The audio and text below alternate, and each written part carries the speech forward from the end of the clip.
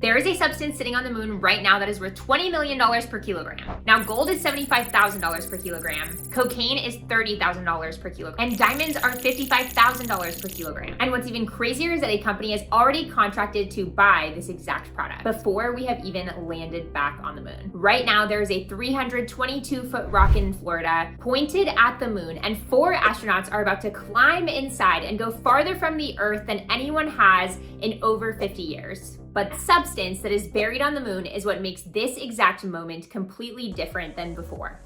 NASA's Artemis program is the plan to go to the moon and stay there, to build infrastructure on a completely other world. And it's happening in stages. Artemis 1 in 2022 was an uncrewed test. There were no astronauts, and it actually went to the moon, and then it came back totally fine. Artemis 2 is the mission launching on March 6th. 4 astronauts are flying on a 10-day arc to the farthest side of the moon and back. And they won't land, but for 45 minutes on the dark side, they will have no contact with anyone on Earth. If something goes catastrophically wrong, nobody will know until it's over, and they signed up for that. And when they land, there may be 1 million metric tons of helium-3 sitting in moon soil. At $20 million a kilogram, you can do the math. So it's called helium-3, and the moon has been collecting it for 4.5 billion years from the sun, and the reason that Earth doesn't have any is because it blocks it. So 50 years later, why are we now pushing for helium-3 from the moon? Every AI model you've ever used, ChatGPT, Gemini, Claude, even the one on your phone, they are all hitting a wall. There are problems that are all so complex that they can only be solved by the most powerful of supercomputers. You would need millions of years to solve them, like drug discovery, climate prediction. And the solution is quantum computing. In a sentence, quantum computing basically uses the laws of quantum physics to process enormous numbers of possibilities simultaneously rather than just one like regulators do today. Now, quantum computers only work at negative 459 degrees Celsius. The machine that holds that temperature is called a dilution refrigerator. And dilution refrigerators run on helium-3. Every quantum computer needs it, the industry is scaling very quickly, and we have almost none on Earth. And that is why the moon suddenly looks like a business. So there is a company called Interloon. Their entire business is go to the moon, mine helium-3, bring it back, and sell it, starting with the last human to walk on the moon. Harrison Schmitt is 89 years old. He is a geologist, and he walked on the moon in 1972 during one Apollo mission. He is one of the last humans alive to have left footprints on the lunar surface. Now, the last man on the moon is now working on a company to try and mine the moon. Last year, Interloon signed a contract with the company Blue Force to deliver 10,000 liters of helium-3 per year starting in 2020. And if Blue Force delivers the bare minimum, they get $250 million. But if they deliver the maximum, they get $1.5 billion.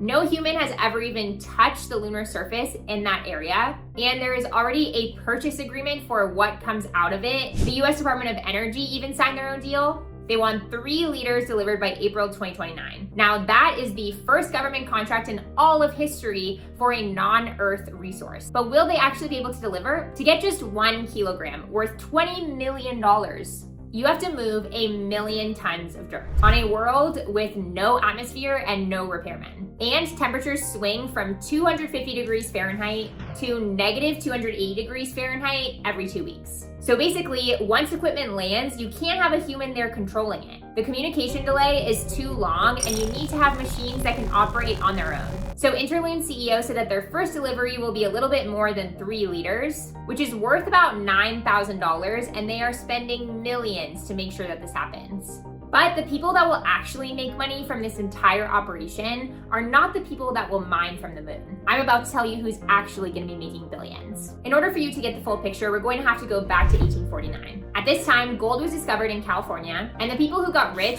weren't miners. The fortunes went to people who sold miners what they needed. For example, Levi Strauss sold blue jeans. Wells Fargo built banks. Leland Stanford built railroads. None of them dug for gold. Now, the lunar economy works the same way. Lunar soil behaves differently from anything on Earth. So every company building rovers, mining equipment, or landing gear needs synthetic moon dirt to test against. And Interloon in particular has a $4.8 million grant in order to produce that dirt. The second way to make billions is the cold chain. Helium-3 has to be stored and transported at extreme temperatures. Now, that infrastructure barely exists. Now, obviously, the moon is an absolutely insane business, but in the next minute, I'm going to tell you about why China actually might be the first to take it. 52 countries have signed the Artemis Accords, a US-led framework that states that any country will share scientific data, and respect existing operations that go on in space, but China and the United States have not yet signed. In fact, they are building a parallel coalition on their own framework. So whoever gets boots on the ground immediately basically has the right to extract what they want to and write the rules going forward. China is targeting 2030. Artemis 3 is more than a moon landing, it is an early asset. It's the starting gun, and you can be a part of the 47% of viewers that watch this video and also subscribe in order to see what happens next and what is probably nothing.